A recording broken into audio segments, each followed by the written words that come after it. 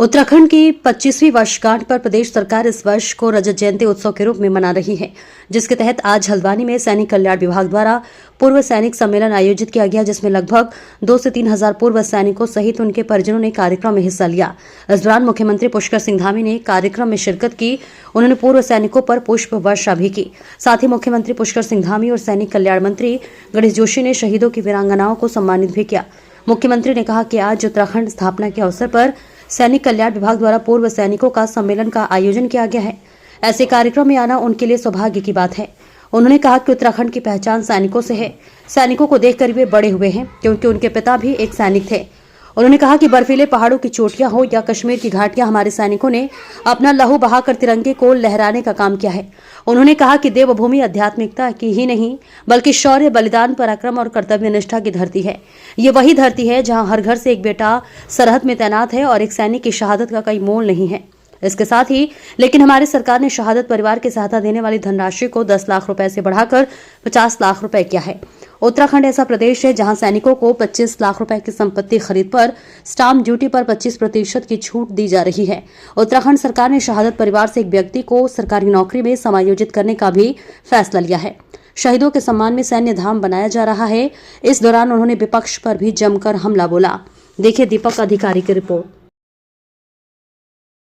राज्य का रजतोत्सव है और इस रजतोत्सव पर हम सभी जो हमारे समाज के अनेक आयाम हैं, अनेक हमारे संगठन हैं, अनेक गतिविधियां चलती हैं, उन सभी के बीच में जा रहे हैं, क्योंकि सभी का योगदान अपने अपने स्थानों पर अभूतपूर्व रूप से रहा है। उसमें हमारे सैनिकों का, पूर्व सैनिकों का, वीर नारियों का, माताओं का, सैनिक परिवारों का राज्य के निर्माण में बहुत बड़ा योगदान रहा है।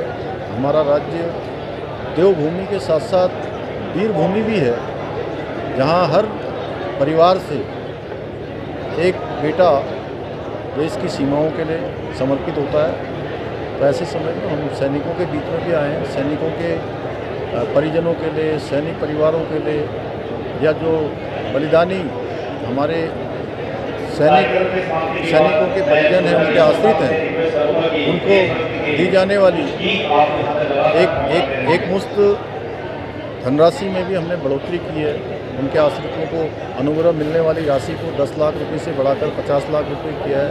मेंशन और डिस्पैच की धनराशि वार्षिकी और जो एक मुश्त राशि थी, उन सभी को हमने बढ़ाया है। स्टाम्प ड्यूटी में 25% की छूट की है।